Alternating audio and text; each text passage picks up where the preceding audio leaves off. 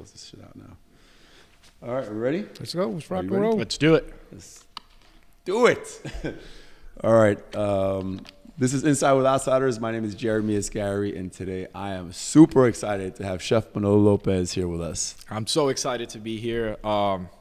Another great platform that you created to tell more stories and share more with the community. Man, talking about telling stories, I love what you've been doing. I know I'm skipping ahead right now, but the content you've been putting out right now, sharing the culture of Puerto Rico, this beautiful small island in the Caribbean, and like showing the world what it has to offer is amazing. And I know I've been super excited to have you here, but I also know I'm excited for Chris to have you here because Chris is a proud Puerto Rican.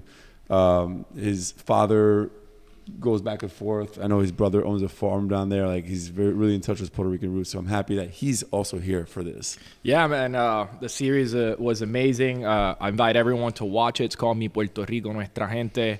9-episode short series that I just created for people like us out here in the diaspora, right? Because there's a lot of content in Puerto Rico about food, stories around food, but they're basically in Spanish. Yeah. And what I realized since I live between these two islands, New York and Puerto Rico, is that there's almost 9 million Puerto Ricans around the world, mainly 3 on the island, almost 6 here in the United States. So I want to have that connection with the people that are not there, right? That still care about their roots, still want to learn about all these things and do it in a digestible way where it's like quick, it's beautiful, you get it. And then I'm just proud because that was a 4-person like production, yeah, right? Which is like, this is crazy. A lot of people were like, "Oh, you had drones in this." Yeah, we did, but it was Alex, who was the director of photography, Gemu, who's my best friend and the director, and then Habish, who did all the music. He plays guitar for like legendary rock star Robbie Drago Rosa, and like was doing a voiceover for one of my documentaries. And I was like, "Can I lay something down for something else?" Yeah. And he saw a part of it, and he's like, I want to do the music for this. Really? Yeah. And I was like, I can't afford you. And he's like, let's figure out like the budget and this. Because I want everybody to see pieces of content like this. And from A to Z is like, you know, wow, like the music was amazing. That was made in Puerto Rico. Wow, the editing and the filming, and I want more people to know that we can do that, right? And we can share it with the world the same way that other people do. I mean, I'm sure you're gonna get this comparison a lot, but the Anthony Bourdain comparison, but specifically sharing, and there's pros and cons of that comparison, right? We actually spoke about this in Puerto Rico, but the wealth of knowledge you have and you're sharing about your culture from the perspective of not just food, but politically and resources that Puerto Rico lacks and so on because of the political climate between the U.S. and Puerto Rico. I think it's important to share. I know you do a great job of that. There's the independent reporter, Bianca, who does an amazing job with that as well. But I think the way your approach is a little bit lighter, and it's incorporating food, right? So something everyone can relate to, something, you know, what's funny is we produced a trip with you. We produced a trip, curated a trip for us with a brand partner, Fat Tire. And you opened my eyes and definitely opened the eyes of our participants to the elevated cuisine and then also the traditional cuisine of Puerto Rico. And for me, I think it just left such a beautiful experience in my mind for your culture and your island and the things that are really happening right there, right now that people have no idea about. And instead of going to like a resort, they should really experience this true. Well, look, I think that all of us here, if you're a kid of an immigrant, if you move states, whatever it is, like you still have that attachment to where you're from, and whether it's food, whether it's art, whether it's music, it's all because there's a sensibility towards what's happening in your surroundings, right? I wish we could, have crazier techniques and more modernized techniques, but we can't because there's limitations because of what the U.S. does to Puerto Rico, right? Mm-hmm. It's an unfair relationship that's happened for over 100 years, and we just have to deal with it, right? But there are ways to talk about it where it's more digestible, and that's where I bring in the food. Pun intended. And Yeah. that's where I bring in, exactly. I bring in the food and you know, I don't claim to be an expert at a Puerto Rican history or something like that, but I do read a lot. And Yeah. I am subject to it, whether I'm on the island or not, and I see how it affects our people. So when, let's say, when outsiders came to Puerto Rico, I didn't just see that like as an opportunity to show y'all around. Like, I saw that as a responsibility for me to, you know, educate as far as like, we're going to have a great trip, Right. and I'm going to drop in, I'll sprinkle in a little bit of like the context of what's happening here. And then you decide how far you want to go into understanding it, which to me, it was like amazing because a lot of groups go to Puerto Rico and I curate trips for them, or I take them to eat or here and there.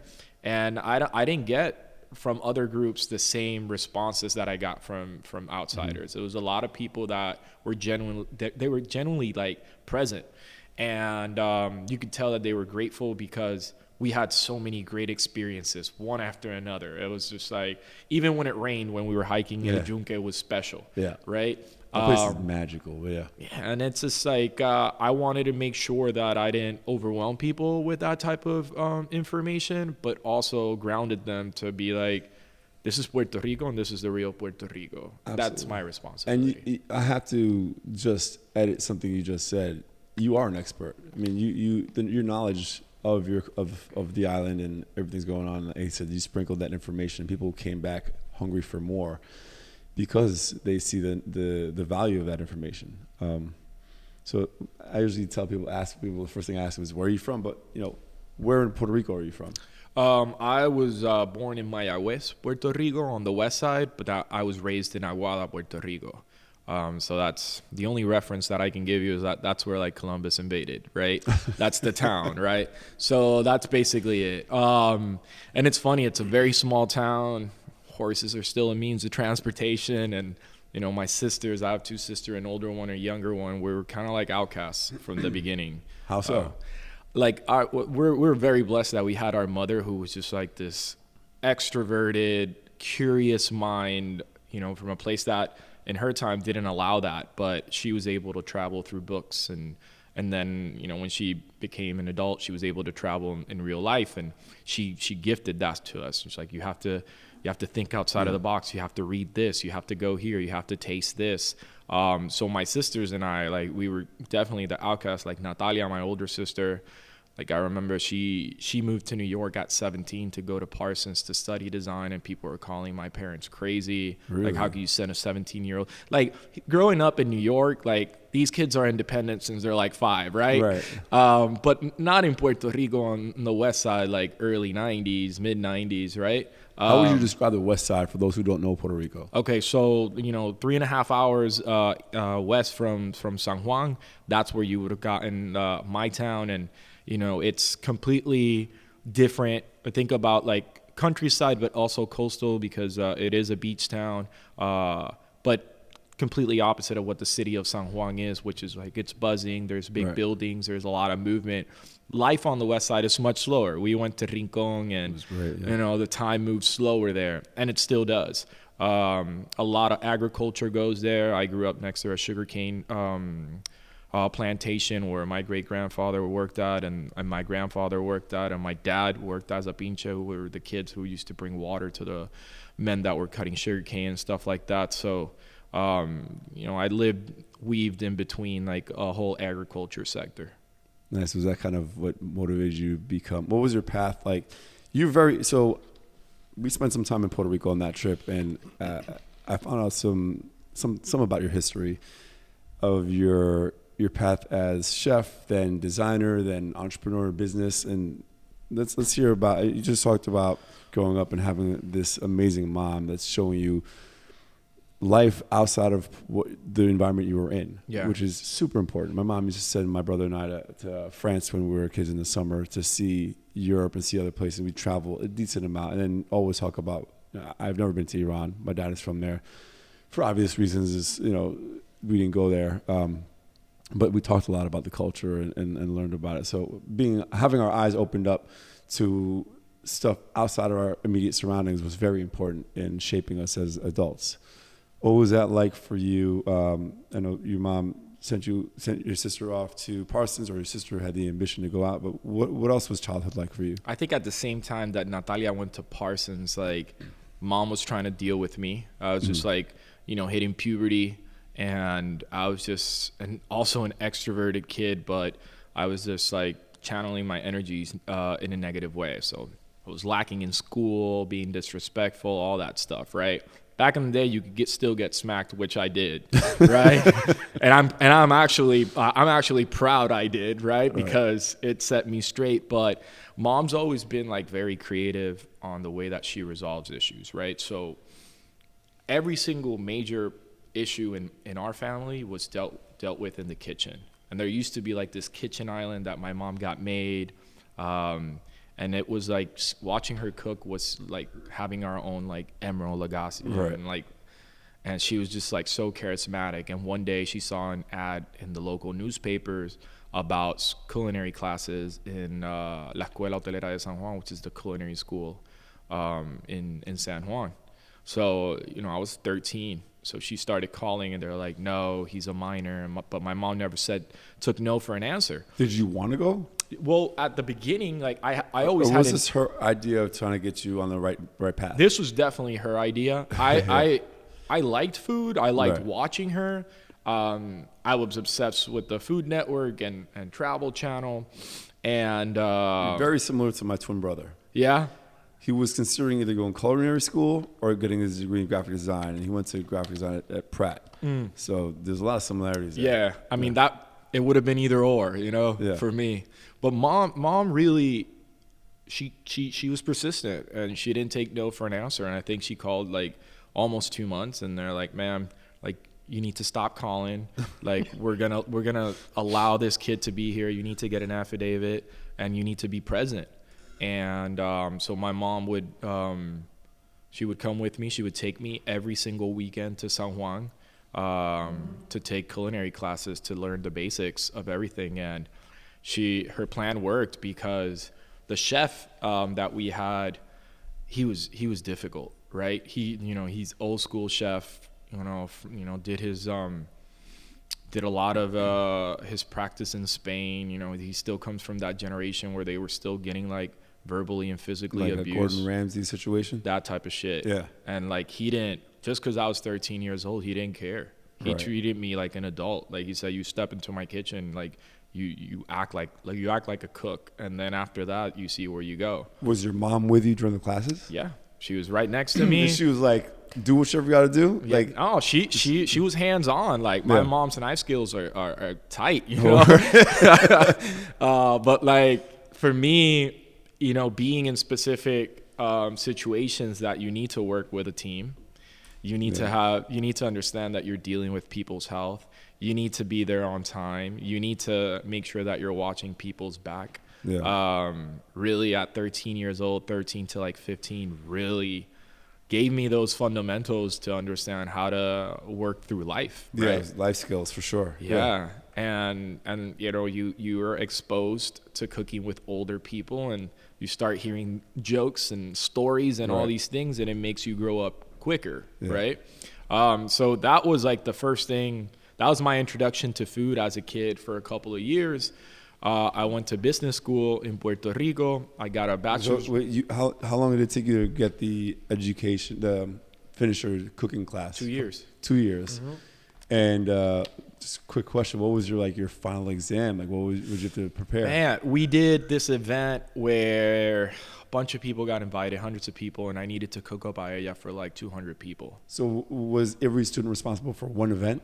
Yeah, like it was an event, and everybody had like different stations. Okay. And yeah. then they gave me the paella, which is very difficult to do because you have to understand fire and you have to just like pay attention to it. But the chef wanted to like challenge me, right? It came out to that point, to my best abilities, it came out great, right? Yeah. I look back on it and I laugh at it, right? But yeah, that was like the first thing, and I remember being nervous, but then everybody coming along, and that was great. A couple of years of understanding, knife skills, stocks, sauces, all these things that are very important that I carry to this day, helped me. Business school was different. Because I've always I liked cooking. I love creating. That's like the only difference, It's right? funny, just to touch back on the culinary school. At one point in this culinary class, did you step back or just embrace it and say, "Wow, I really enjoy this. It's not what I wanted to do initially, but now maybe I love it now." Yeah. After that first year, I remember like cooking for my friends, and none of them could cook, and I just did a bunch of stuff, and people were like, "Wow, this is great." And that communal aspect of bringing people together was just like the first thing. Like I didn't have to really like try as a kid, you're just trying to fit in. I didn't have to try because I knew how to do something. Right. And then I knew how to tell a story through it. And to me, that was like the moment that I was like, I love this feeling of nurturing. I love this feeling of bringing people together. Mm-hmm. And I just love a feeling of creating. And that's how it really started for me. I mean, all valid, positive reinforcement for continuing to cook. I mean, having that validation from your peers, mm-hmm. And being well regarded for your skill, but also them enjoying it is like, it's the best feeling. Yeah, it is. It is. I think that that's a feeling that I still have to this day, right? Whether it's people going to Puerto Rico or I'm cooking anywhere around the world, it's just like understanding that first bite, or kind of like that first shock value when I bring out a whole pig, or right. when I'm like making mofongo and you see these huge wooden pilones and you're like, oh yeah, that's from fufu from West Africa and stuff like that. It allows me to enter different types of conversations with a lot of people that have some sort of connection with it. Yeah, it's a nice common denominator, right? You can bring people together based on this information, and it's sometimes hard to bring people together, especially if they come from different backgrounds. But there's always that common denominator of food and culture that will bring people together. Tell me about your business school. Business school is great. It went by pretty quickly. It was kind of like I hunkered down. I got my degree. In San Juan? No, in Mayagüez, on the west side. But growing up in Puerto Rico, because of our like colonial status and being privileged enough to go to private school and learning English, I was Americanized. Like my eyes were always set on the U.S., thinking that anything that was happening up here was better than what was happening down there. Like the majority of the time, like we would speak English to each other, and we were just listening to Jay-Z and NSYNC and like dressing like Slim Shady. I don't know. And you have this identity crisis, and I remember just like, I'm gonna get through business school, and then I'm just gonna move out to New York and figure it out. And I wanted to study design, so I enrolled into NYU, and that was short. So the business school was high school, or was it college? That was college. Okay. Yeah. So I did a bachelor's in marketing. Okay. And then, but to me, college was just like fostering relationships. Like everything that I learned about marketing is kind of obsolete now. That it was like like traditional TV, radio, magazine ads. So, and they were like maybe the internet a little bit, and now it's all of it. Right. So it was more the internet a little bit. Yeah, Yeah, I'm glad they saw the future. That's why it was hard for me to listen to my business professors talk about creating businesses when they had never done it. Right. That's how I saw it, right? Had a really cocky one who would always be like, like this one and this one will never amount to anything. Was he pointing at you? Yeah, he was pointing at me. What? Yeah, I was like, it wasn't that I was daydreaming. Was NYU or no, this was Puerto Rico. Okay. And I was like, I really didn't care. I was like, man, you give class here, which is important, but like you've never sold a multi-million-dollar company. You haven't created anything. So to me, I always had that in my head. So I took whatever that was. There's specific things that are important, understanding balance sheets, et cetera, stuff like that. But New York, coming out here, enrolling into NYU and having that first shock of understanding how real life works, because this city is, unforgiving. So when you moved here, you moved here for the purpose of going to NYU for master's? No, it wasn't. I wasn't even trying to go to master's because I couldn't afford it. It was like continuing ed. I was trying to like learn specific things because I already dominated Photoshop and Illustrator, and then from that I was just trying to I was trying to jump to another art school, but it never happened because that first year that I was here, I just struggled so much. What'd you do? What was life like? Man, life was just like sleeping from floor to floor in different apartments and just having the just shittiest roommates and the craziest stories. And I'm just like, but I'm a good person. We got to hear some of these. These are craziest stories. We got to get examples. Yeah. So, man, I was on 14th and 6th Avenue of Americas. Yeah. That was because some friends hooked me up with a friend, and she's like, yeah, I got this room for you.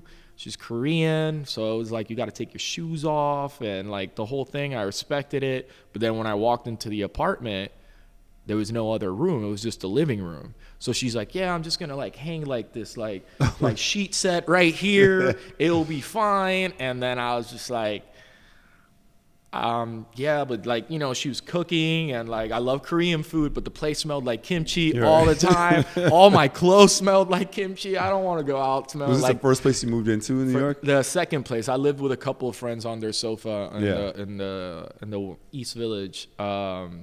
And that was fine until like they were like, you gotta go, right? Like, cause I was just doing the whole Craigslist thing and trying to figure out. I didn't have money for that, like brokers fees and stuff like that. And I honestly didn't have friends out here that I knew. Or so the only person you knew was this couple whose house you were on? It was Alex and Pamela. Pamela is Puerto Rican from Fajardo. She'd also gone to art school with my sister. Gotcha. Okay. So that's how I knew. And Pamela, to this day, she's like an older sister to me. Where was your sister at the time? Well, she had moved back to Puerto Rico. Okay. So it was just like Nati left, I came back, and then when I left for the first time, my younger sister came. But so yeah, I mean, it was cool living with them. Alex, you know, he's French. He you know, he was an asshole to me, you know, not that all French people are, but like, he was just like, Pamela, I just don't understand. Why is he still here? It's been 3 months. You're lazy. Get a job.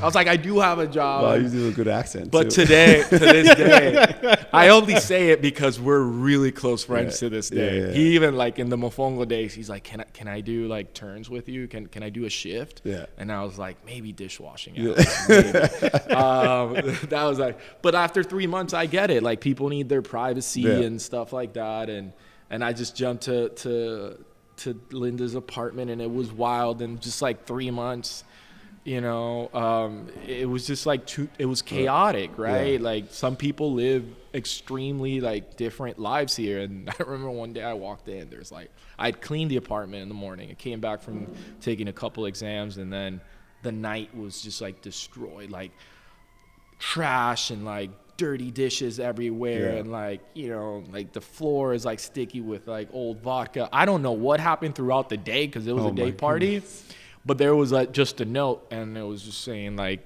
we cohabitate together, so you need to clean all of this. And what? Yeah, it was just like that, man. And you know, I think that it was a moment in time where like I didn't know any better, and like, you know, people were like, I don't want them to kick me out. I ain't got no money to pay anything. So I jumped from there. This was a crazy one, but I'm very grateful for it too, because these are the life lessons that allowed me to understand how to deal with other stuff. Like I remember first semester of NYU was done. I had taken a job doing CAD designs for like a Korean company that just did rip-offs of like Polo and like J. Crew. I didn't care, man. It was just like CADs and stuff like that.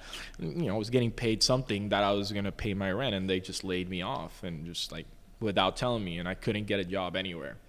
And I remember that I was just coming off to like the last of like my funds, and like this dude just like messages me on Facebook. We had gone to college together, and for some reason I'd done a good deed that I didn't even remember back in the day.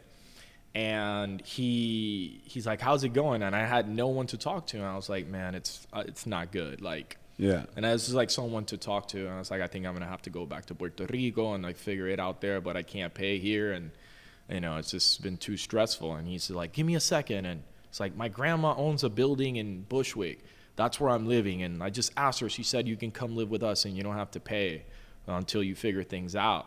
And like the whole building thing sounds nice, but when I got there, it was like this building was just like holding on by like like something was holding Like it on. OG Bushwick. Bushwick. Not Bushwick now. Not what you see right now. It was like you didn't walk past like 9 p.m. out there It's if you the weren't. Bushwick Bill Bushwick. Yeah.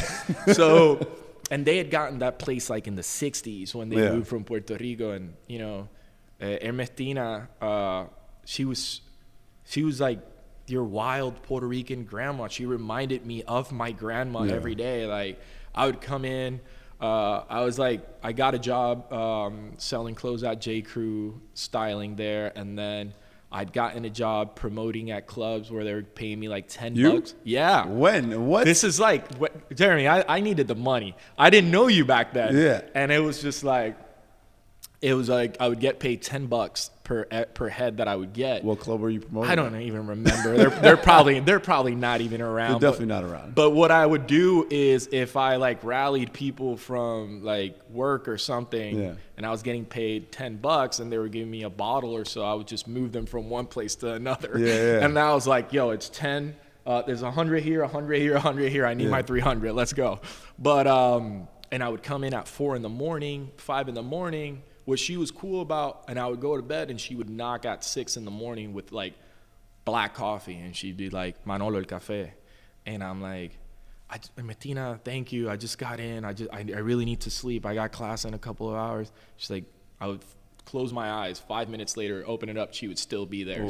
And she'd still be like, it's getting cold. So I would have to wake up, have coffee with her, and then go back to sleep. Oh my God. But she was super nice. And on my off days, I was so tired from working 6-7 days a week that I would just stay with her. And, you know, I did the same things that I did with my grandmas growing up. I would, you know, wake up, I would go to the bodega or wherever it was and bring, you know, a couple bucks worth of ham, cheese, and bread and just give it to her without asking for anything, and would sit down and watch The Price is Right with her.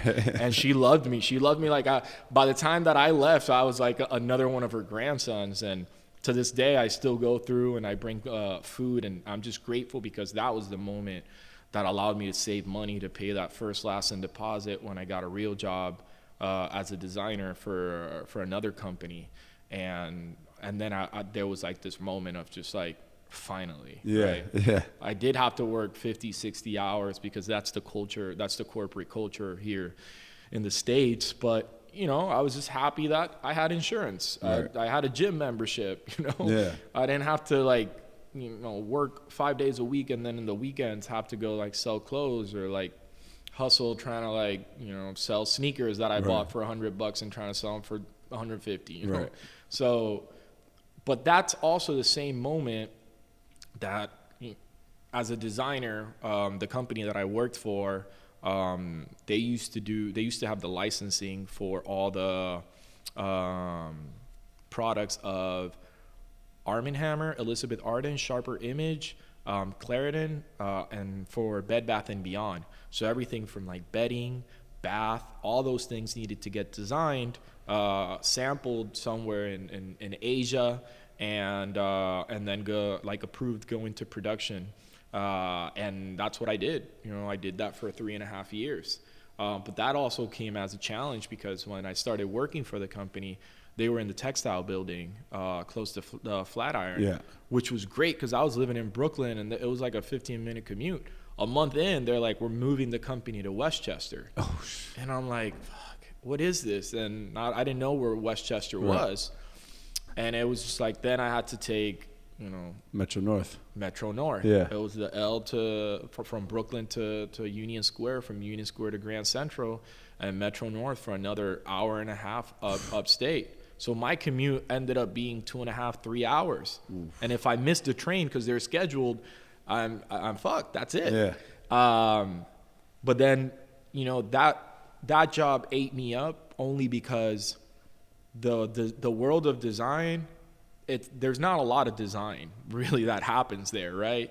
And I'll explain this. It's like if my company sold 500,000 towels of this color hue beige, right? They're not gonna want to sell a blue towel. they're going to just get the Pantone book up, right? What's the next shade of that one where it's almost identical, because we know we're going to sell that much. Yeah. So they'll let you play for market to design all these things, and you're excited, and you get to go to the garment district, and you get to do all these things. And then it just like, when the bosses would come, they're like, oh, fine, we'll go back to the same thing. So after a couple of years, I was just like, I can't do this anymore. Like I'm only like, There's no creative freedom. There is no creative Yeah. freedom, right? And then it just became like, okay, I'm working this corporate ladder, but I don't understand why. At that moment, you know, when I land in an apartment in the Lower East Side, right? And this is like part of like the most important moments of my life, because this is where I had my first cultural awakening. You know, I remember I told you that I had like all this, like growing up in Puerto Rico, like I was emulating what was going on up here, but then all of a sudden, like I drop into the Lower East Side, but the signs read Loisaida. And the murals around me have the faces of Héctor Lavoe and all the salsa legends. And then all of a sudden I see like murals of the Young Lords and all these things, and I'm not understanding. And I hear people's voices and their accents are mine, but they lived a different culture. And I remember like going to the New York Poets Cafe, and I remember going to Casadela, and I remember just getting schooled at the Loisaida Center, and I started picking up books. And that's where my first cultural awakenings happened, where it was like, out of all these 8 million stories that are unfolding in the city, damn, I have my own identity and I know what to do with it now. And I was like, I tell this to a lot of people, I had to come to New York to learn how to be Puerto Rican. And that's like one of the wildest things that at one moment in time, I didn't want to disclose, because I was like, oh, I'm from the island, right? But not anymore. And like, I really credit this city and the Puerto Ricans here to like really garner into their culture. And when you say it took you being in New York to learn how to be Puerto Rican, what do you mean by learn how to be Puerto Rican? I literally picked up books about like our colonizers, from like Spanish colonizers to when the U.S. Took over, invaded in 1898, and then how like sugar was like really used as a weapon, and then it got even closer. It got even tighter with me to understand how like birth control tests were done on Puerto Rican women without consent in the 20s and 30s. Oh wow! You know? I didn't even know that. Yeah, it's wild. Yeah. Like X-ray machines and like X-rays as weapons were used against Puerto Ricans. Just like that's how they killed Don Pedro Albizu Campo, who was the leader of the Nationalist Party, who fought for Puerto Rican revolution. One of the first Puerto Ricans to ever go to Harvard. One of the first Afro-Latinos to ever go to Harvard. He helped write the Declaration of Independence for Ireland. And, he was garnering people to help like write the one for Puerto Rico. And when you start learning about that, and you start learning about economics, and then you start learning about like the whole agricultural movement, has it moved to industrialization, and then how all these tax loops were done, so all the pharmaceutical companies could come, and then the army going into Vieques and destroying all the coral reefs and bombing it for practice purposes and giving half of the population on that island cancer. You step away and you're like, you know what? Like, I need to grab my machete. I need to go back. Right. Like, and that was something that it was both eye-opening and then hurtful, and then it was something that I started carrying with me everywhere I went. So how do you fight that, right? We spoke a little bit about it, like how Bianca does it with her journalism, and other people do a great job. At that point, we're talking about maybe 12 years ago, with this newfound glory, I started cooking again. Yeah, was this the Smorgasburg? This is 2 years prior to Smorgasburg. Really? I started doing pop-up dinners in all the outer boroughs, and we didn't have there was no Instagram. Facebook was like, you used it, right? But it wasn't like how we treat social media. And we started just doing pop-up dinners in different neighborhoods and wherever we could, friends' apartments and stuff. Who were you like doing that. this with? Just friends. Like, So you get helping hands from friends. But it was just like, today we're gonna cook arroz con gandule and pernil, right? Tomorrow, like next week, we'll make mofongo. The following week, we'll make sancocho. Oh, somebody's got medalla beers, and someone has got a Donku bottle. And then we started blasting salsa music, and I just saw, again, to like that initial drive that I had to see people like have a good time through it. I was like, I think this is my next move. I think I have to go back into food. So I cooked for a couple of years, and then I was just looking for the right platform, and Smorgasburg popped up. And Smorgasburg was very different from what it is today. In those times, it was very competitive to try and get in. And I remember I went to SBA, Small Business Administration, and they're like, you know what? 82% of the restaurants that open in New York close within a year. You have to, like, the average investment at that time was like close to like $500,000. Like, I didn't have none of that. Were you still working your day job at the time? I was working my day job. I was just figuring out loops in between that I could get orientated, trying to see where I could get any funds in it. It was just hard. But then Smorgasburg came at such an amazing time for me because they were in like these highly populated areas. And a market like that was bringing in 30,000 people a day. Yeah. So if I can approach at least 0.5% of those people, like I know I can sell. Like if I can sell 500 orders a day at $10, like I can make $5,000 a day. So, but getting in on it wasn't as easy, right? Yeah, how did you get in? What was the process? So back then, if they would open admissions.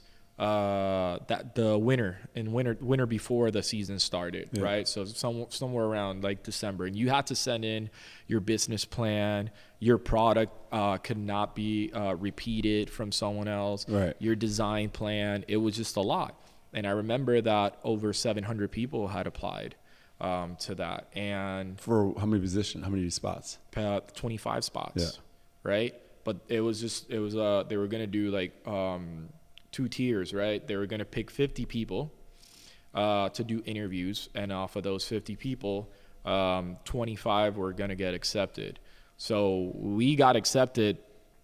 We waited like a month and a half, and we were just like, it's like, man, this could change my life, right? Yeah. And then, I had Colin and all the guys like text me every day. Did you get an email? Did you get an email? It's like, no. And how did you meet them? They were roommates? We were roommates at that point. Yeah. We just met through some friends, did a trip to Vermont. And then after that, we just became really close. Well, I got to shout out Colin and Dave because they're the ones that introduced us. Yeah. And their family, they're out in Texas now, but their family, and all at one point they all like jumped in to help with that project. I remember that. Yeah. We were hitting them up like, now I was trying to get them out to parties, and they're like, now we got Mofongo tomorrow. we can't go out. Like, yeah. What is this guy doing Mofongo best before I met you? But so we got the email, right? Mm-hmm.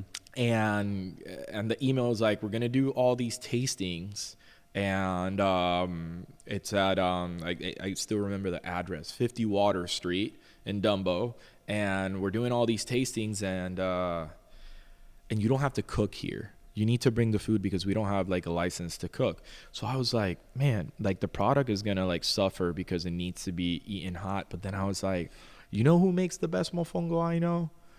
My mom. And then so I was just like, I called up my mom, and then I'm like, Ma, I'm going to fly you out to New York. You're going to make the mofongo, like the filling, which was the pollo con salsa a la criolla, and I'll do the rest. And she's like, no, that's cheating. And I was like, Mom, no, Mom, like, I know I can make this. I've made your recipe for years, but nobody makes it like you. And she agreed to it. Yeah. And I remember like walking in this dead of winter in Dumbo, and I like there was no like Ubers or Lyft. Right. I had to like rent a car at Enterprise in the city and drive back and pick up my mom. I was so nervous. I left my coat, and I was just walking with like a mood board, my samples, and a linen guayabera through Dumbo. Yeah. And my mom's like, I got to take a picture. She took a picture. And I remember walking in, there's all these people. Everyone's like nervous. And it wasn't that I wasn't nervous, but the moment that I walked in, somebody, it might have been my imagination, but somebody yelled, he's got a mood board. I don't have a mood board. And then like there was like this commotion. Maybe it was my own psyche to get like hyped up. But I was like, man, y'all have to like play for second and third because I already got the first one. Yeah, you so gotta have that mood board. Yeah. and yeah, like and see that comes from the design world, right? Absolutely. And every collection you make, you have to have a mood board. You do. So A quick question: how did you decide on having your dish be mofongo? Like, what was the deciding factor? Yeah, so it was just either like what dish I can make to be eaten on the go. And also, I want a photo that your mom took. Did you I have it. I have it. You have it? Yeah, All facts. Yeah, I'd cooked a lot of things, but at the same time, I was just like, I want to reinvent one of our dishes and to be consumed on the go. Hence, that's the name Mofongo. It just worked out like that. That's right. I put it on words, yeah. And then I just like did this whole like research on these like sugarcane fiber plant-based bowls that were like lined inside that recycle heat, but outside you don't touch it. It's a company out in California or in Oakland, I believe, called World Centric. And they did it, and like the product held, and it was just really cool. And it was the first time that someone had done this to be consumed on the go. So, you know, it's a very like important part of our culture, like as far as like food wise, because not a lot of people make that at their house, but you have to go to a restaurant because it's so labor intensive. And then it's also like a dish that's fought over with Dominicans and Colombians and Cubans. So I knew that people were going to like have a reaction towards it. And that's how we did it. But then when we launched Mofongo, literally today is April 18th. We launched Mofongo April 20th of 2014, 10 years ago and 2 days. And I told everyone, I was like, the first thing that I want people to think that I have a brick and mortar. I want, like, the design has to be flawless. Yeah. Like, that's why we wore all white guayaberas. Like, we had branded tents, like our menu boards. It was just like people were like writing stuff on papers and just $10 this. And no, we went out, and now it's just like we have to have a different standard as far as like how we cook, how we present ourselves, and how we run our numbers. And after that, it blew up. It was just like as simple as just putting the product out and being consistent with it. And you guys had a line. It was just a line. You know, we started getting articles, and I never did that for that. Like I was genuinely excited that I was just gonna have a business to create revenue, and that could possibly change my life. Right. And that's how I approached it every day. And then all of a sudden it's like, oh, you're in the New York Times, you're in Bon Appetit, you're in Savoir, you're here, you're getting called to do daytime television and stuff like that. And I just didn't understand what was happening. I just knew that it was going to be beneficial for the business. Right. And then I thought that I was doing something for Latinos, right? I was like, oh yeah, I'm building this because Puerto Ricans, Dominicans, Cubans, like whoever it is, so they can have this type of food. And then all of a sudden it was just like Japanese craze to the point where it's like we get so many Japanese customers because they're super open about eating different types of food. Like they might be the ones that go out there to Smorgasburg and eat everything. They might not eat the whole thing. They'll like do a bite because, you know, they're connoisseurs. It got so crazy with like the Asian like demographic with us that we got asked to do a pop-up in Japan, which I was just like, yeah, like that's cool, but like I didn't think it was real. And then all of a sudden, like these people are like popping up on us and pulling up on us like, no, we're doing it. And I was like, you know what? I spoke to Caesar, who was my right-hand man, one of my best friends, and I was like, we've got to do Japan. And he's like, where are we getting the plantains? I was like, I'll figure it out. And then it took us like another 6 to 8 months while we understood how to source plantains from Vietnam and Thailand and how to fly them out in regulated, cooled shipping containers so they don't mature, ripen. But when we got there, we were kind of like almost celebrities in Japan. Really? Yeah, because they had done such a great job with all like the media and stuff. Right. Mind you, this is like before Bad Bunny, before Despacito. Like the only reference to Puerto Rico was Ricky Martin and J-Lo. Right. That's it. So I'm just trying to like explain to the majority of the people, because they would be like, "Oh, green banana," and I'm like, "No, plantain." Right, exactly. But this happens in a moment for our people, our the Puerto Rican community, where like there was and still is a huge financial crisis on the island, and there's a big exodus of Puerto Ricans to the States, right? There's a lot of Puerto Ricans going to Florida. There's a lot of Puerto Ricans going to Texas. There's a lot of like disparities and a lot of arguments of who stays and who leaves, and like a lot of guilt Within a family, you're saying? within all Puerto in Ricans. general, okay. Yeah, like there was campaigns about like, I stay because of this and you left because of that, and it was just like very inflammatory. Yeah. But at the same time, Mofongo was having all this success, and we were continuously in the media. So Had you quit your job by then? yeah, I'd quit. How soon after did you quit your job? 2 months after. Wow. 2 months after, yeah. My boss at the time was like, "We know you started a restaurant, and like your productivity has gone down, and you have to make a decision whether you want financial stability or if you're gonna try this." And I was like, "I'm putting in my 2 weeks." Yeah. Because I wasn't gonna let her tell me like how I needed to live my life. Because if I was gonna go down in flames, I was gonna do it my way. Right, exactly. So, and then all of a sudden, like, Boy, was she right. all my professors and all my bosses, like, Loser. no, man, I'm like, Yeah. to me, it's like, You got to bet on yourself. you have to And bet. you had a great product, so you had confidence that you know it was going to go well. And, you know, that moment in time where we were creating all this, something happened that I didn't know, right? Mofongo becomes like, kind of like this symbol of hope for our people, that with our culture, we can make it in the United States. When you say mofongo, you mean your restaurant or the dish? No, like the restaurant Yeah. per se, right? Like that little 10 by 10 tent that stood in Williamsburg and Prospect Park and in Dumbo, that had hundreds of people in line waiting to eat, and we were doing hundreds of orders, and our story was going out, and I was being very vocal about how I felt about a lot of other things outside of food, and becoming that bridge. You know, a lot of people started seeing that, like, damn, like if we move to the States, we can do that, right? And like, I'm proud to say that, you know, there was many other people, right, that also influenced different types of Puerto Rican food and art, music. You have it along the spectrum, but that was one of the things that really people saw it, and they're like, I can do it. Like today, you go, there's like Puerto Rican food trucks throughout the whole United States, restaurants, and to me, that's, you know, I had like it was like a little piece of sand in that beach that allowed people to also know like we can do it. And those are like the Mofongo days were just great. You know, we did pop-ups. I remember you used to hire me to do the stuff over at Chelsea Piers. Like we were doing a lot of things. Yeah, man. And it was good, but like, you know, within time, it's New York, and New York will always give you a certain amount of satisfaction, and then it'll take it away, right? And that's why it's a tease. Yeah, it's a tease, and that's why we love it, right?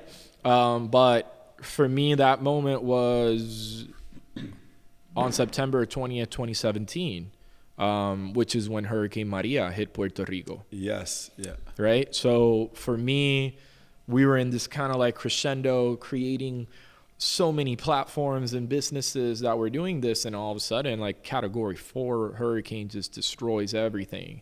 And my whole family was there at the moment. And, you know, for many days, I had no communication with them. And you're watching, you know, the news and all the helicopters and all the destruction, and you're like, what's happening? You know, in Puerto Rico, for over 100 days, there was no water or electricity. You know, and again, this is where I go back to being like, our relationship with the United States, it's not a fair one. You know, like, you're telling me that we're a U.S. territory and we're basically in the dark for 100 days. Like, Yeah. you know, there's something deeper there that awoke in many people, right? Yeah. And then that's, for me, it was just like, I have to go back.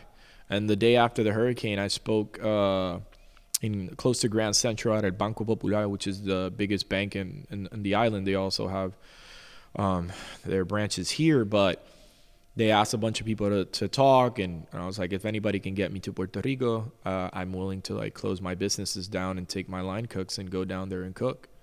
And then as I'm walking off stage, like 2 executives who were Puerto Rican from JetBlue are like, we can get you on a humanitarian flight tomorrow. Are you serious? Amazing. And then I was like, yeah. Obviously, it took us like 2 days, couple days, because 2 to 3 days it took us.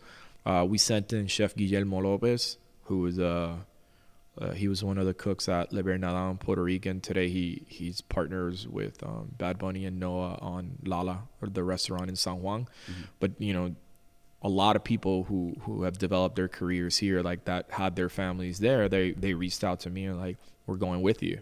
So I got them to go first, right? So they can get part of their family out, because they had elderly family that needed attention, and we worked that out. And then I literally sold all the deep fryers. I sold the mofongo van, anything that I could have gotten quick cash for. You got to understand, there's no banks working. And like at that moment, you go back to barter systems in Puerto Rico. So we landed a couple days after the hurricane. You sold everything from your business? The majority of the stuff that I could. Did you need it for here? Yeah, I did. You know, but at that moment, wow. I just knew that I need more cash influx, and I think that, you know, and it was wild, because you know, you can only carry X amount of I think you can carry only like $10,000, and we were just like splitting it between everyone, because we didn't know, like, obviously we need to like give cash to our families. Yeah. I needed to put purchase orders for food and stuff like that. And when we landed, dude, it was just like, it was like a bomb had gone out. Like, the places that I grew up in, like, I couldn't recognize anymore. And like, that changes you, right? We quickly did a partnership with the St. George Children's Hospital. So everything that we did was accompanied by like a medical staff and doctors. So we created these brigades of like 30, 40 people. And we would go to towns where like the Red Cross or the Army couldn't reach, because we knew how to get there. Right. We're from there. And we just started cooking on the spot there, and like delivering to the houses of the people that couldn't go, and, you know, making 2,000, 3,000, 4,000 meals a day. And we did that for almost 2 months. Yeah, and it's crazy. That's how long it had to last. Yeah. I mean, it lasts longer than that. Lasted longer, and the necessity, like those ripples, you can still see it to this day. There's people in Puerto Rico whose roof has blue tarps. Yeah. Like, that should be an insult to the government of the United States and to Puerto Rico. Also, there's still towns that the water gets turned off and on, the electricity gets turned off and on. Well, that's like out there. Has that always been the case, or is that specifically since? It's always been the case, but now it's gotten a lot worse. It's you can see how bad the infrastructure is on the island because of when the hurricane came through. You know, and that process about being in Puerto Rico was probably one that like defined like my life, right? It's like Puerto Ricans see life as before and after Hurricane Maria. Right. And for you, wasn't that the end of the weekend mofongo, right? Yeah. I mean, I'd spoken to the founders of Smorgasburg, and because you're under contract, like you can't just leave. Like if I wanted to just like on any other circumstance leave, I would still have to pay like the weekly rent, you know, on that, because you're taking space and they make money off of that. But they understood, and they were like, yeah, like do your thing. And I always remember that. Right. Mm-hmm. But then I remember being there like 3-4 months, and I was just like, what am I going to do? Like, I can't go back to New York because this doesn't feel right. My family's not right. I'm not right. So I came back, and, you know, I just like go in my apartment. I put stuff in storage units, which I ended up not paying, because then I ran into some financial issues that I was just like, just fuck it, just leave it. Do I really need it? No. I mean, well, the whole hurricane puts things in perspective in regards to material goods. Yeah. Like none of that, like Jeremy, I've cooked in some of the most extravagant places for some of like the highest profile people in the world. None of that comes close to cooking for someone who's only going to have a hot meal once a week or maybe in 10 days. Like that responsibility and how deep and like how serious it was, like for all of us. Like I remember we would all come out of that and get back to San Juan to like home base and just like break down. Yeah. And then it was pitch black and you would just like like there was always music, right? Somewhere in Santurce.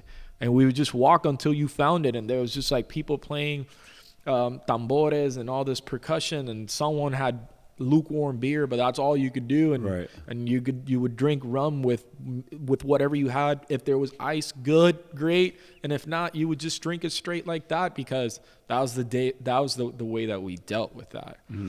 Not the best way, but like that had never happened to us. So fast forward like a year later, I'm like, what am I going to do with my life? Because I thought my relationship with cooking changed completely after that. And for me, knowing you, that gray area is something I don't know how you went from Mofongo to what you're doing now. And I feel like I'm glad you're here, because I want to hear that story. Yeah. I think, again, it goes back to understanding what has happened in Puerto Rico, to understand that you do have a voice that can garner more allies to our cause, and people who are going to stand with you in moments that if this does happen again to us, like I need to mobilize, right? So my relationship with food changed. I didn't even want to cook again. Like it was just to the point where like I'll figure something else out. But I still kept on getting called to do things. But most importantly, I started getting asked to tell the story, right? They're like, we want to hear what happened in Puerto Rico because we saw you on Now This, we saw you in the news and stuff like that. Like your program was super efficient to the way that you were like delivering meals and being effective on delivering it in the right temperatures and everything. And I did. And at that point, I didn't understand it, right? Like I didn't know people got paid to speak. Like to me, it was crazy that they're like, let us know your speaker fee. And I'm like, what are they talking about, right? And I remember going to Mexico the following year to the Day of the Dead festival, because I was doing What city? Guanajuato, San Miguel de Allende. And I did the Day of the Dead dinner there 2 years after that. But then I got invited to speak at Dead Talks, which is kind of like TED Talks promotes like this, like, I don't know, like other event, right? Which is way smaller, kind of like the TEDx, but they call it Dead Talks because of the Day of the Dead. And they're like, we want you to talk and give your story, and you have X amount of minutes, and great. And then I was focused on cooking, and then I got to the auditorium, and there's like 1,500 people there, and I didn't have a presentation or anything. So I go on stage and I bombed, right? Like the story, it was like 18 minutes that I had, something like that, to tell the story. And by the time that half of it had passed, my story wasn't done, and I was so ashamed. Not because I didn't finish the story. I was ashamed because it's my responsibility to come to these places and talk about my country. Right. And then I said never again. And I had a really good Colombian friend, Pipe, in California, who's done, I think, close to like thousands of talks, and he trains people. So I spoke to him about like my experience, and he's like, all right, let's do it. And then he starts bringing out these books. He's like, do you know this book, The Hero with 1,000 Faces? And I'm like, no, read it. This is like the storyline that Pixar and Disney use to tell all their stories. And it's just like, it's always like, there's this character, he's unsure of himself, but he's got like this spark, and he's like set on an adventure. And then there is like the celestial being or like mystical being that comes in and helps it, and an adventure starts. And then, you go through trials and tribulations, and then there's a fallout. There's always a fallout. And then you have to like fight your demons by yourself. And then you beat that, you make amends with your friends, and you always come back home. That's the circle, right? And, he basically like broke my life down in that way. And I got invited to speak in Romania, in Bucharest, in front of like 2,500 people, and they gave me like the 7 p.m. Friday slot. That was just like people were like even outside watching on like big screens, and I was ready, because I was like I'm one of the few Puerto Ricans that is privileged enough to travel around the world to share our culture through food, but also it is my responsibility to tell the story how it is. And then I started getting paid to speak, and then people were like, "Can we pay you to speak and cook?" And then I was like, "Damn, I don't want to cook, right?" But then the money was good, and then I'm like, "All right, yeah, I'll speak and cook." And telling the story two ways, though, it's important. Yeah, it brought people together, and it's wild to see 2,500 Romanians that know nothing about Puerto Rico. They don't even know where its like geolocation is at. And then towards the end of the story, everybody's like crying and clapping, because as humans, we can relate with happiness, sadness, birth, death, all these things. And it's all weaved in the types of talks that I give, right? Backed by a lot of studying and using facts for it. So I did that, and, I started posting on social media, which I had the Mofongo account, which had, at that point, 20-something thousand followers, but people just wanted to see food porn. Right. They didn't care about anything else. So I didn't have a big following on my personal, but I just started posting more. And then brands started approaching me like, "Hey, we really love this. Can you come and cook here? Can you come and do this? Can you produce this event? Can you curate this?" And then it was just like a ripple effect where I was like, well, I want to work with specific brands, right? Because I want to tell this story in this way. And then that's how I was able to create partnerships with the North Face, which I sat on their Explore Fund Council, which they pick 8 people from around the world to help them be kind of like whistleblowers towards the stories that they're going to tell the next year. And they also help with the grant making, where like I identify hiking clubs of color and that are creating accessibility for people of color, and we get to give them grants as well, and then they asked me to be one of their models for their like fall winter campaign, and all of a sudden you're on a billboard and you're in a storefront, and it's wild. Samsung. What was the timeline between your first speaking engagement to then now being approached by brands and being on a billboard?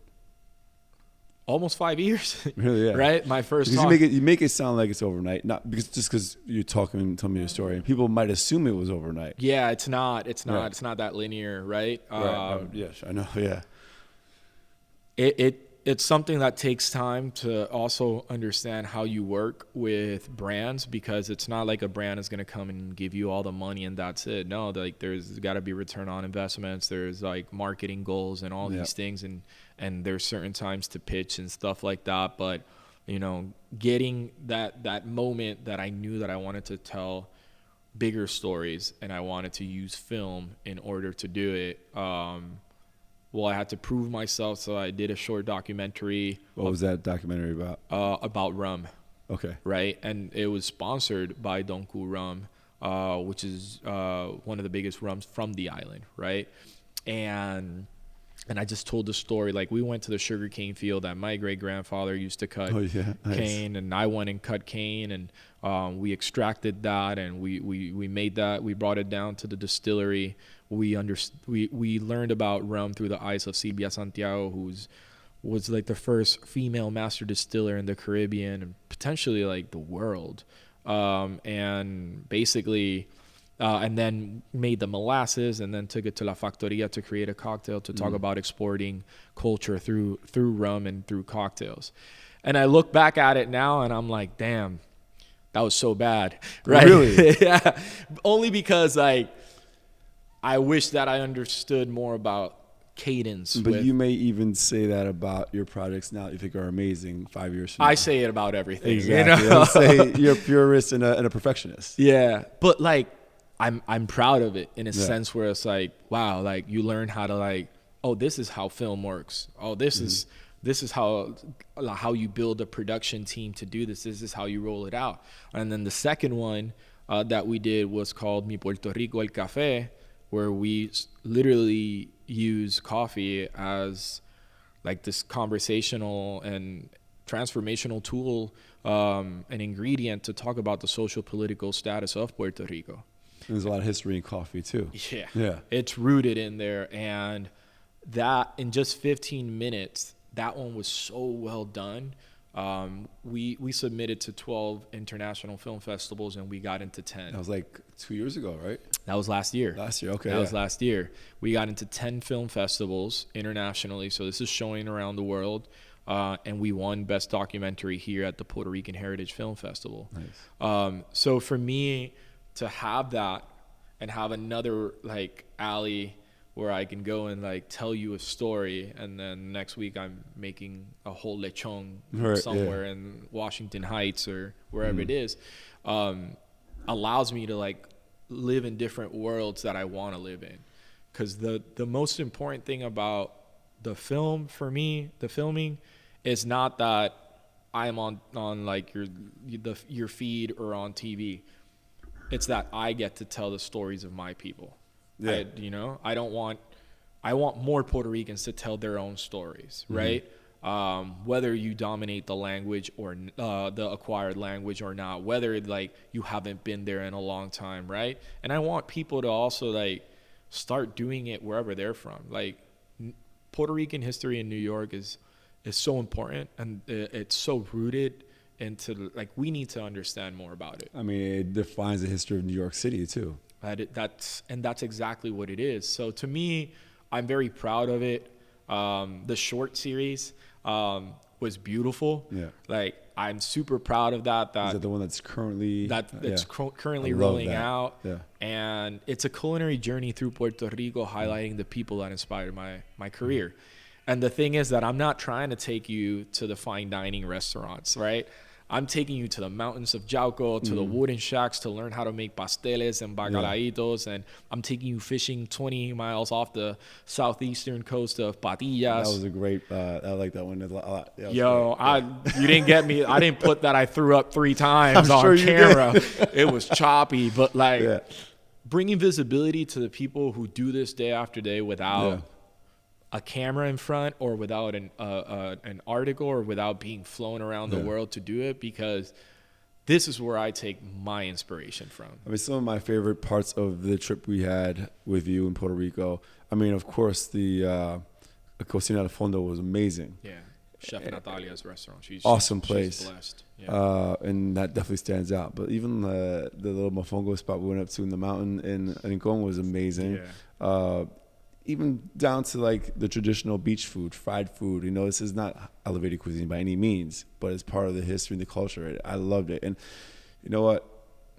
We got to make this an annual trip somehow. We got to find a way to make that annual trip to show people what Puerto Rico is really like. Not this resort vacation place, but like the culture of the people there. And you did a great job. So we got to figure that out. Yeah, you also do a great job of activating your network and getting people. I know you know more people like me, and I just wish that my counterpart in Dominican Republic, that you know that person and you get to experience, and the outsiders get to experience that the same way, and wherever you go around the world, because I really believe that outside of like the traditional tourism that does help, right? There is a tourism of education. There is a tourism of like something like, I think that we're really yearning, like not just to, I want to travel just to take this picture here. No, I want to travel because I want to learn about the history of this country through food. And part of the way I want to spread my message is I want people to start traveling a little like I do, right? I want to travel and get some information. I want to dive into the culture, and I always say this: I want the local to take me to where the locals go on a Tuesday when they don't want to cook at home. Yeah.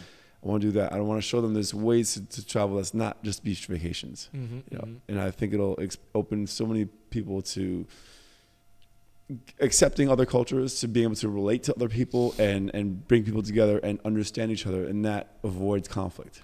Yeah, I think it also opens conversations, right? Yeah. Where like when we might have been just like closed-minded to specific things that we were taught, then all of a sudden you're like, damn, that boundary, that was broken, Yeah. and you're open to many more things, and you'll just experience life in a better manner.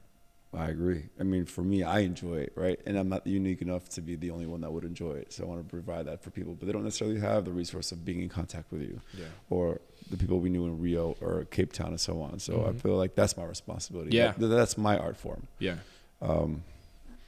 Where do you stand now? So you just finished this this series, and you're still pushing it, right? Yeah. What's your goal with this series, and what's up next? The goal with the series is really to kind of like prove that I can tell stories in a different type of format, and that I wanted to see if it connected with more people. So I'm back in Puerto Rico next month again to shoot the second part of it. Nice. Which I'm very excited about, because it's also going into like places outside of my comfort zone, like going to bee farms, right? Okay. Like I don't like bees. Like every time I see a bee, it stings me, man. I'm like, it's just gonna like go happen. But like learning about that better process. bring the EpiPen. Yeah, I'm gonna have the producer with it. It's like, but getting to do things that are kind of uncomfortable, but I need to show people how difficult it is to like harvest honey, and because people need to also learn to respect the farmers and the people who work behind it. To that point, I'm not a hunter by any means, but I do feel like there's a responsibility of someone who does eat meat to see the process of getting the animal, whether it's a wild animal or not, and then preparing it for slaughter and the slaughter and all that. If you're gonna eat meat, it doesn't grow on a tree. Like you kind of have to do. I haven't done it yet, and I feel like I want to. I don't want to, but I feel like I have to. Yeah. You know? Well, come to Puerto Rico. I know you did. That was I actually wanted to see that. I know when you did the whole pig, it was great. We were obviously entertaining the crew, but when I do come next time, I would love to be part of that. It's going to be a hard experience, but I feel like it's something we have to be part of. Yeah, the first time you see it, it's a hard experience. Yeah, it is shocking, right? Yeah. The first time that I slaughtered a pig, I probably was like 10, and my uncles and my dad were like, "You have to do this because you need to learn." Yeah. Where like your food comes from and how it is. It was such a painful thing to like watch, and then but you also become responsible for it, right? In a sense where like I'm not gonna waste this meat. What can I do with this? How can I be resourceful for this? And then you have like the geniuses from like the world, like Dan Barber, who like even utilizes the bones and carbonizes them and makes them into charcoal. Like it's just like there are people out there who think about utilizing this, and you know it's one of those things that humble you too, because there's a lot of responsibility in taking a life, right? And you have to be there and then see that and learn the whole process, which is why I feel so comfortable now roasting whole pigs, right? Because I know the whole process. I'm not just a chef that gets your stuff flown into you. And I have a line cooked like filet or but you can I mean, sitting there having your meals, I can tell the thoughtfulness, the thought that goes into it, the process. I don't know the process, but it's literally made with love. Like, I mean, I love it. You know, one of the coolest things in Puerto Rico when the outsiders came was when I cooked with my mom for y'all. And I love that you had your mom cooking. It was amazing. And the way that I set it up, because I was like, we had taken everyone out to all these amazing restaurants, and then I'm like, all right, y'all ate everywhere here, and y'all saw this chef, now you're gonna eat from the best chef, and everybody's like, yo, and I was like, no, it's not me, it's my mom, and then she comes out, and everyone's like, yo. Yeah, it was amazing. And my mom, like, you saw her charisma. She was just, she's genuinely happy that people care to have those types of experiences. She could host an event. Like, her presence is incredible. Yeah, like, everyone from like the crew was like giving her hugs and like taking pictures for her. But you know, making that lechon where like I was roasting it the whole day and doing all these things, and then, you know, cooking with my mom on the side, like that is an experience that I wanted to give y'all as well, because it is important for me to let y'all know that I didn't learn this by myself from a textbook. I learned this from other people, and we bring them to the fold. It's so beautiful the way we started this story with your mom putting you in culinary school, and we're ending it with this. Yeah. You know, the story, at least. We're not done with this interview. Yeah, but you know, so that's what I'm gonna be doing. I am opening a coffee shop and kitchen here in the Lower East Side on 286 Broome Street. We just got the permits a couple days ago, so I started construction on Monday. And you know, it's this kind of like the second phase of what I want to do with like food, but as an entrepreneur.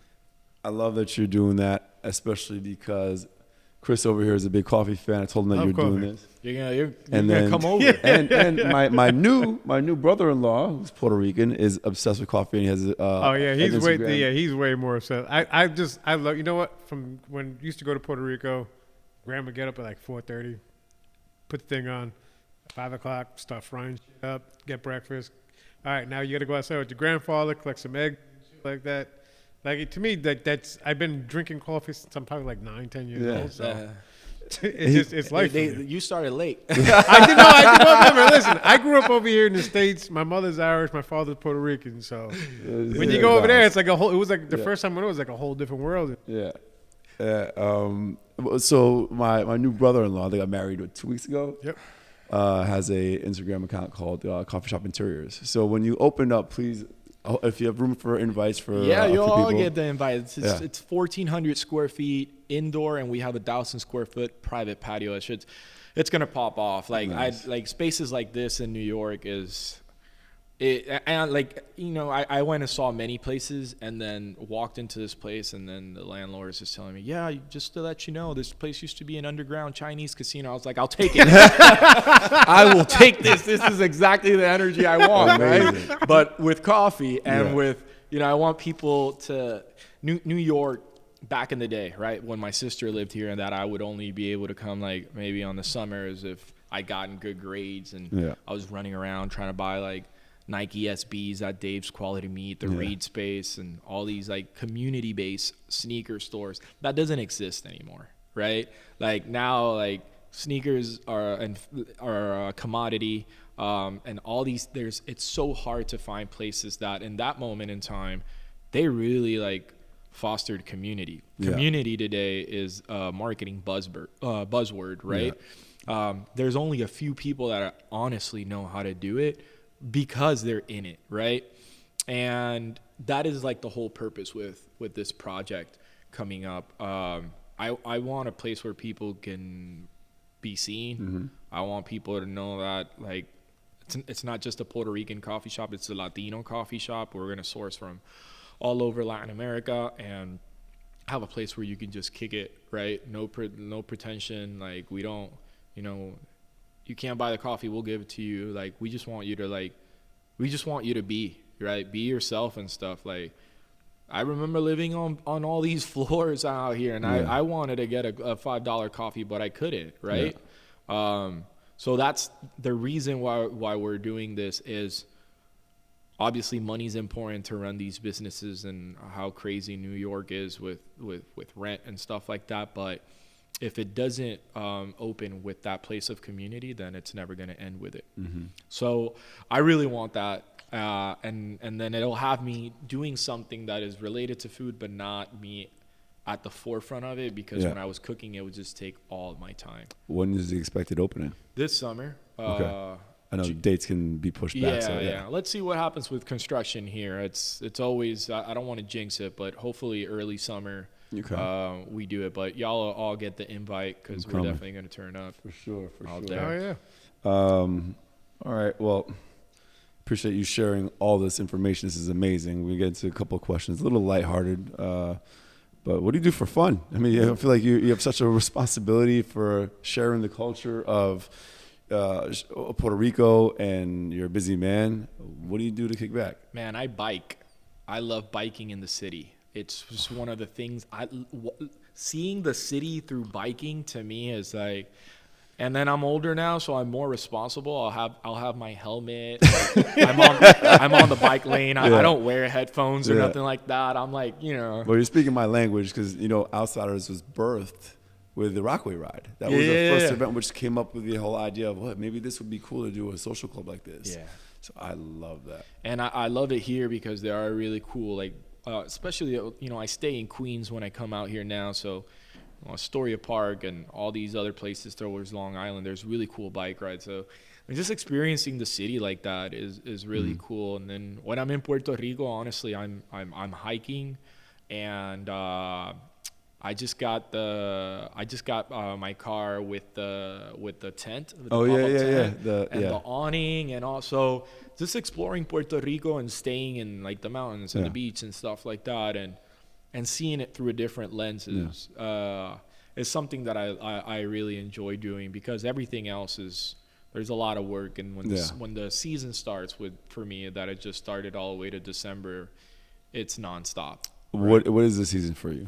The with brands and stuff, everybody wants to activate spring, summer, fall. Yeah. So we have like all these events that are already, Did you find, just to sidetrack, did you find that that's become the case since the pandemic? I think since the pandemic, it's even bigger now. But before that, I was still getting called to do a bunch of stuff. Like, I guess, I mean, for what I've noticed, I feel like it's starting, and now we're getting everything starts in spring or agreed upon in spring as opposed to November. Oh, yeah. Everything has been like, I mean, back before the pandemic, you needed to lock anything in third, fourth quarter of the year prior. And if not, you weren't in those budgeting. Like don't call, because you're just going to make a mess, right? Yeah. Now it's like people still haven't made up their mind on what they want to do, And then summer pulls up, and then you're like, everybody like, oh, we have all this money. I'm like, but what about the planning and stuff like that? I know.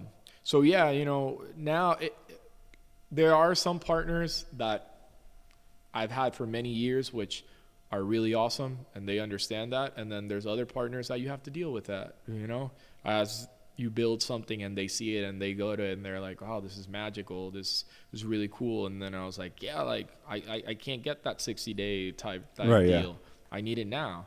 So now it's like you have to like navigate that world a little bit more. It makes it interesting. It's if you view it as a game and enjoy it and see how you can make it work, then you'll survive. Otherwise, it'll drive you crazy. Yeah, for sure. What advice would you give high school you? I think high school me, just organize yourself, man. Like you're too all over the place, because you have all these pressures of like, what are you going to study? And like, are you going to follow in your father's steps and stuff like that? What was your father's footsteps? My dad was an entrepreneur. He had a furniture manufacturing factory. But that's also a delicate subject within my family, because after the economy crashed in the U.S., the first places that all like the funds and benefits and grants and stuff like that the U.S. cuts is all the territories.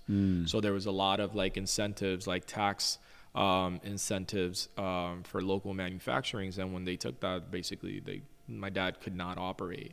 But he always like was the only male at the moment, and it was just always like building me up to that, and I didn't want to do it, right? Honestly, this is probably what I wanted to do, but I didn't know. So organize yourself and just like do what you want to do. Yeah. That's good advice, but it's amazing. Like, I feel for people who haven't found their calling. That's got to be crazy frustrating. I know before Outsiders, when I was doing nightlife, I knew that wasn't my end goal, but I was like starving to find out what was my purpose, what was the next project. So it's amazing that you kind of found out pretty early. Well, yours is pivoting and you're following that direction. Yeah. For sure. Like, I don't see a world where I'm not involved with food or storytelling through food. And that's something that I'm very happy about. I mean, it's always going to be relevant. Yeah. Always. What's your favorite part of Outsiders? I like the community, man. Yeah. Like, when all these people that came to Puerto Rico, everyone was cool. Like, I've been to some events where like some people are weird. You know what I'm saying? I gotta call it out. Like I'm doing my job and stuff, but I'm like, nah, man, this person doesn't know what this is about. Right. This is about being yourself. This is about experiencing this in a different manner. And I like that class that went to Puerto Rico. Please come back. Yeah. I know a lot of them want to. I know, we speak about Mike. It's your boy Mike. Mike Schultz. he absolutely adored it. He's from I think his ex-wife was Puerto Rican, but he's very familiarized with the culture. Yeah. But he really took a deep dive and so much interest in it. Yeah. I know you guys are friends now. So yeah, he hit me up. He's like, I wanna create content with you. Let's make mofongo. Let's do this. I was like, let's do it, man. And I love that because hopefully that's what I want people to take away. That they feel that type of connection where it's like you don't have to be Puerto Rican to love this and to be a part of this, you know? Mm-hmm. Yeah, I agree. I experienced it. I want to do it again. I want to make it a trip. We're gonna make it happen. Yes, we will. We're in the amazing North Face studio here, a showroom, and I always ask this because it's a North Face question. How do you incorporate exploration in your life now? I think it's about, so when we were in the Explore Fund Council, they have like all these different types of fundamentals on how to like explore the outdoors and like do it consciously, right? And like for me, the one that spoke the most was like open the aperture, because we need to just like open our lens and see that being in Puerto Rico, which I've lived the majority of my life, is amazing, and it's only now that I started exploring it camping that I start seeing it from a different manner. So exploration can be seen in different lens, and if we're just open to doing that, I think it'll allow us to see everything differently. I mean, you even said like urban exploration, riding a bike, hiking also, but like there's so many ways to just be outdoors and explore. New York is not just the city or the boroughs. Like upstate, there is an amazing world of like hiking, art, Diabeacon, Storm King. The hiking is just wild. Amazing restaurants.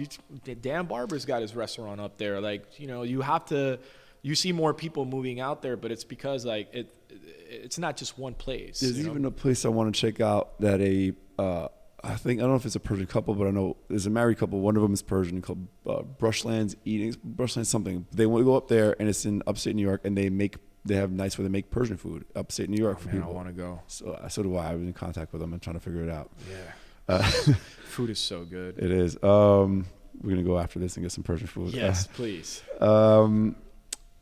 Okay, this is a more lighthearted, and I love this question. But what's your most embarrassing moment? Oh fuck! How much time you got? How much time you got over there? What's your one? All right, I'll say a food embarrassing moment, right? But I'll tell you the story on how I switched it. So, Cosa Nuestra, I started this platform inspired by the Fania All Stars, which is the Latino version of Motown. But I did it with chefs, bartenders, artists, and musicians, right? And in our debut event, which was in the Lower East Side, I did the rookie mistake of putting the address on the flyer, even though it was an RSVP thing. Okay. So 500, I think that first event was like 500 people, and we had gotten like over 2,000 RSVPs. But I'm like, it's Puerto Ricans. They're not going to show up.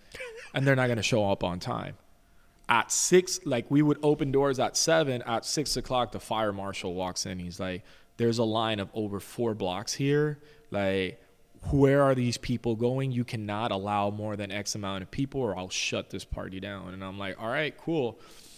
Because it was our first event and we are producing this, and I made the rookie mistake of saying I'm going to produce and cook, I go to my station and I'm making mofongo.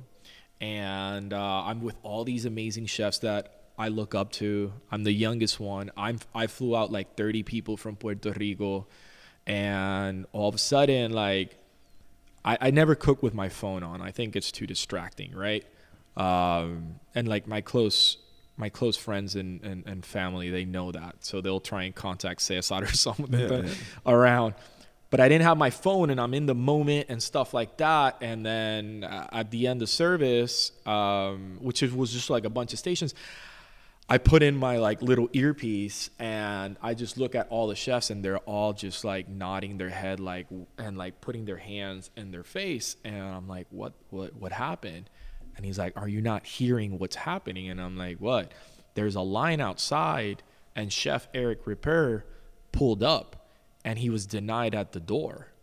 and he came with Alfredo Ayala, who was, que en paz descanse, the godfather of Puerto Rican food. Oof. So, like, I never had the privilege or honor to meet Alfredo, and he was like, yo, there's this kid throwing this Puerto Rican chef who brought all these chefs. We should just pull up. So he brings in Eric Ripper from Le Renaissance, top 50 restaurants in the world, top 5 in New York, right, for over, like, I don't know, 30 years, something like that. Bourdain's best friend. And they get denied at the door. They get denied at the door. I was just like, and all these people are like, that was our moment to connect with him and stuff like that. And that sucked because I felt like guilty because of it. Funny thing, this is how life works. The next day, my dad calls. Mind you, he's like, I saw like the press release. It came out in the local newspaper. My dad cared more about the local newspaper than the New York Times. You know what I'm saying? Like, he was just like, I'm buying all of them. And then he saw that I wasn't happy. I was like, yeah, it was good. And then he's like, what's going on? And I'm like, man, it's like the important chef that I wanted him to see what we were doing. Two important chefs, like, were denied at the door, and it sucks. And then he's like, who is it? And I'm like, my dad knows nothing about the food world. And then he's like, it's Chef Eric Ripper. And he's like, the French guy? And I'm like, yeah, how do you know that? Yeah, tall French guy, white hair, very nice, friends with Bourdain. And I'm like, yeah, how do you know that? Yeah. Oh, yeah, I was having lunch with him 3 weeks ago. And I was like, what? In what world do you sit in the same table as Eric Ripper, have a lunch, and you don't tell me? And he's like, well, let me tell you. Eric Ripper's wife is Puerto Rican, Sandra. Sandra's brother is Galdi. Galdi was, who passed away en paz descanse from cancer, my dad's best friend. And they had gone to lunch, and that was it. So I'm like, give me Galdi's number. And I call Galdi, and I'm like, Galdi, I did this, this, and this. And then Galdi's like, you're fucked. Like, I ain't calling him. Like, Eric is New York royalty. You gotta understand that. I was like, I just need to figure out a way to, like, talk to him and tell him, like, I apologize and what we're about and stuff like that. And he set it up, and this was a Sunday, and he's like, Eric is gonna, I was leaving to cook in Japan Friday, and Eric invited me to the restaurant on Wednesday. So I walk in, and then Galdi tells me, he's just like, take $500 in case they charge you. I'm like, fuck, this is gonna be an expensive apology. And you have to wear a suit. Yeah. And you walk in, and, like, the hostess knows everything about you. They know your boot size because it's their job in these types of elevator restaurants to know all these things. Chef Lopez. And I was like, don't call me chef here. You know, like, that type of stuff sits me down. They bring in, like, champagne, and I'm like, $250.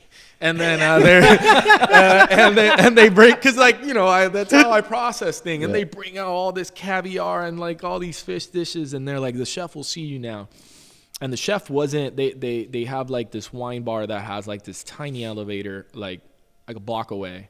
He wasn't even in the restaurant. And they bring me upstairs, and then the, like, impeccable, like, test kitchen, beautiful stainless steel workshop, and he was there. And then I kind of was, like, starstruck because I'd have his books. I've seen, like, I've seen his show, like, everything. I've followed his career. And I just went in. I was like, Chef, I just want to let you know. And then he just, like, stops me, and he just goes, pero tú no eres puertorriqueño, porque tú no hablas en español. So he starts talking to me in Spanish, and I'm like, sí, chef. So long story short, we kicked it. He was, like, super nice. And he was like, look, I've gone into, like, all these parties in New York. I can walk in anywhere. And I'm not mad at the fact that I couldn't go into your party and to your event. I'm just curious at what you're doing that I can't get in, right? Okay. And he's like, am I still relevant? Like, it was just, like, one of those moments that I was like, no, you are, chef. It was just my bad.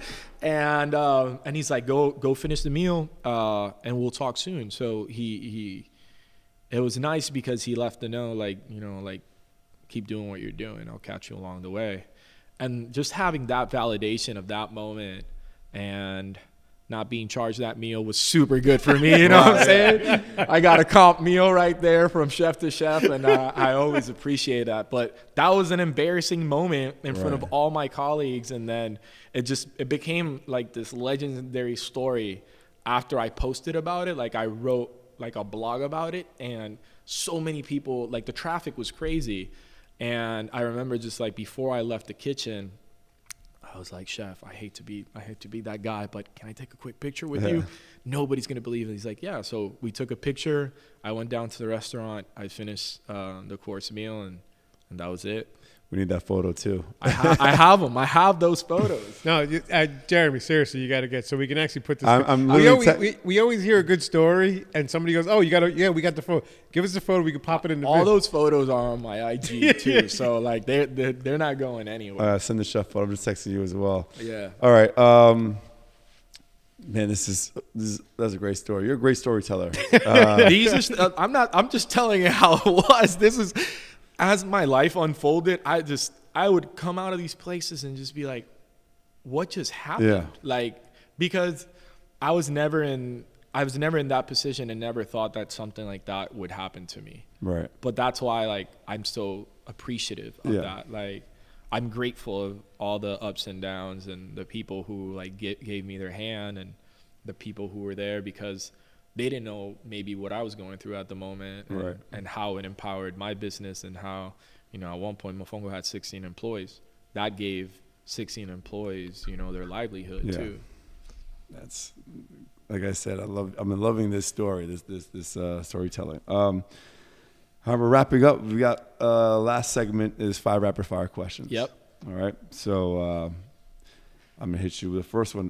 What's your favorite city? I'm going to have to say other than New York City, if in fact that's what you were going to say. Mexico City. Oof. Outside of Puerto Rico and New York, I think the only other place that I would like move in a heartbeat would be Mexico. Mexico City is just like. It's funny you said that. I've been there once. I was there for an Outsiders Dia de los Muertos trip, and the last few days I got to actually explore on my own. The culinary arts there, the landscape, design, the lush greenery, history, architecture is incredible. So, matter of fact, I would love to go with someone like you, because I want to go, and I don't think I can dig up the information that you can. Yeah. So if you I have 2 friends of mine, Memo and Carlo. They own a couple companies, but they own a mezcal company called Brujo. And when I land out there, these guys drop everything and they're like, we're going to do a taco tour. And you're literally like, you might go to a taqueria and you're like, okay, like this one was great. I'm going to get 2. Don't get 2. You're going to go to like 10, 12 taquerias to the point where like you need to go and drink mezcal or pulque to like. Can I join? Yes, you can join. I can't wait to go back. But it's one of my favorite cities, and I would consider like moving there in a heartbeat. That's a great answer. I love that. I got to go back. I think it's been nearly enough time there. If you could do any other profession, what would you do? I would like, well, let's go back on this one. I would do set designs. Movie set. Yeah, movie sets and stuff like that. There's something about like, I love theme parks, right? Okay. And when you go to Universal Studios, like what they did with like the Hogwarts world, it's wild because it makes you feel like you're there. It's also like, it's a very similar feeling to like sharing food, right?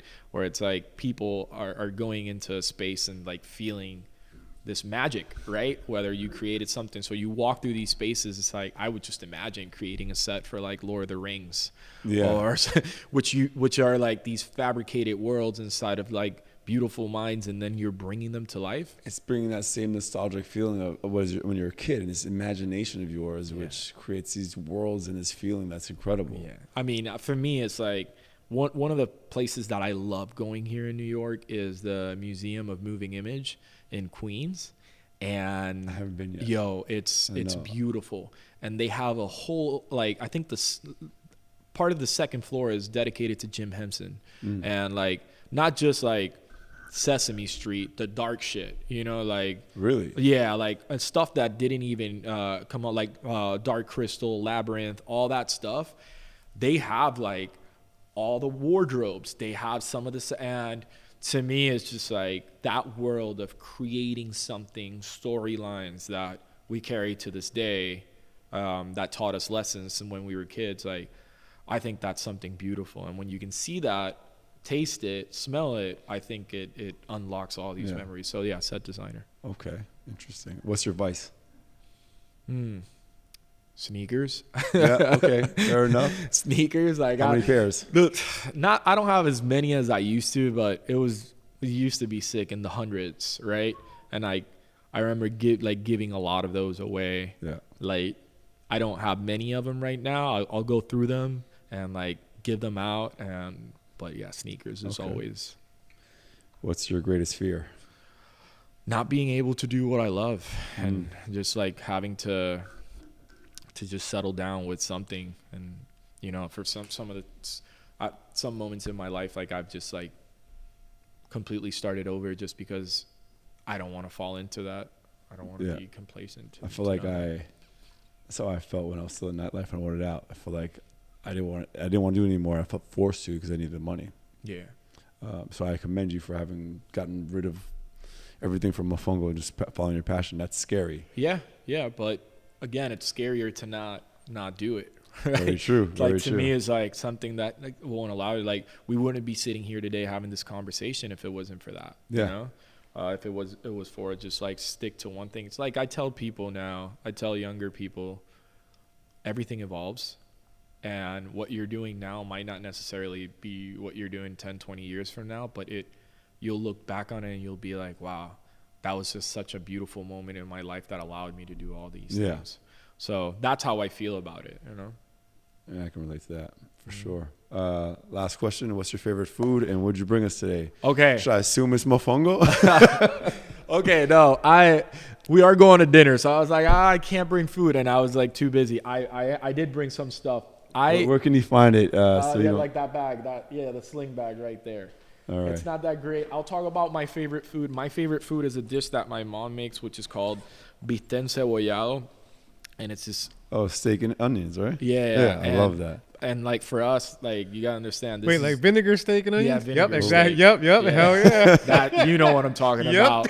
That'd be my last meal. I had an ex-girlfriend. She was really good at making that shit, man. Oof. Like at least twice a week she'd make that. No, it's just like one of those things. Like you take one of the worst piece of meats and you just fucking hit it with a mallet, right, with the spikes on it until you tenderize it just right, and you cook it in between what would be oil and vinegar, right? Everybody has their recipe and like ratio. I like mine's a little bit more vinegary. Yeah, me right? too. And you cook the onions first till they're translucent. It's very simple, but man, like my mom knows how to throw down with arroz blanco and bollitas de gandules. So she'll take the pigeon peas and she'll take bananas, green bananas, and she'll grate them and she'll make little balls and then she'll put them in. Ooh, I never had that. Oh my God, it's my dish. But we couldn't have that today. Okay. You know? So we couldn't have what do that we today. get today? But look, I travel a lot, right? Yeah. And I never eat. And this is I learned from Bourdain. You never eat in like the airline, the airplanes or nothing like that. You have to always have like your bag of jerky, nuts, whatever it is. Yeah. But there's something that I'm addicted to, and I can only buy it here in the States. And I got to shout out Trader Joe's because they make the leather. Oh, the leather. That's very Persian of you. Really? So this is fruit leather, right? Yeah, fruit leather. So in Persian culture, it's called lavoshak, right? And they make it with pomegranate. They make it with all kinds of fruits, and it's. I had it recently, and they add a little salt on it too. Oh man, that's got to pop. Incredible. But the thing is, so we don't have Trader Joe's in Puerto Rico, so I'll go to Trader Joe's and they sell them for $0.25, right? And I'll go and literally take $20 worth of it, and these people are like, "Oh man, this guy's diabetes is gonna be crazy." They'll still ring me up. There's no sugar added. It's all organic. That's why I love this one, because if you go anywhere else, you're just gonna like. So I carry these joints with me everywhere I go, because I know I can eat one or two and then I'm not even. I'll wait for dinner. There's a great brand that makes these. I don't know if it's Just Fruit or something. I found a great one. My friend found me in LA. These are. Oh, this looks just like the one. My grandmother used to send this from Iran. Dude, homemade. I'm obsessed with this. So like, and it's funny because my friends already know. They're like, my grandma, she used to carry all these candies in her purse and stuff, and then I'm becoming her. Cycle of life. I've never found these in Trader Joe's. I never looked for them. I never knew to look for them. But now, I'm going for it. fruit leather wrap. Man, it's bring back to. I used to go to my dad. My parents were divorced. I go to my dad's house, and my grandmother would have all these things sent from Iran. She would make the homemade lavashak, the fruit leather, and it was amazing. I want to learn how to do that because it's just like you can't get nothing like that where it's like there's no it's only real sugar that goes, no processed sugar. And so I go to TJ's and I literally grab a stack. It's people look at me like I'm crazy, but it's New York. Everyone is. Yeah. So I love that this is what you brought. well, I'm glad you liked it. I mean, I just told you why. It's amazing. But I'm getting hungry. Let's go grab some Persian food. Thank you so much for sharing your story. I was really excited to have you here, and you surpassed my expectations. No, brother. man, I appreciate you. I mean, it's crazy because we've known each other for a long time, and just you've always been an entrepreneur and you've always created things. But you know, ever since you've always created a sense of community, a sense of place where people can always go back to. And that's why I support you, you know, and always will. And I appreciate you bringing me over to tell crazy stories about my life. And they need to be shared. I mean, people. I think it's important for people to see the path and journey, so they believe they can see that it's possible for them too. That your path wasn't a direct linear shot; it never is. Yeah. And see these ups and downs, sleep on the floor, being told you got to clean up after someone else's mess, to being chosen from a phone go to then speaking, but all coming from good intentions. It's a beautiful story. Yeah. So What we're a here. feedback. We'll see what the next chapter brings, but we'll continue leading with, you know, the same intentions that we've always had. Yeah. And please do. I don't see you not doing that anyway. Anyway, thank you very much. Manolo y'all. Lopez, Christopher Ramos, Jeremy Asgari. Watch the next episode. Amazing. That was great. It was.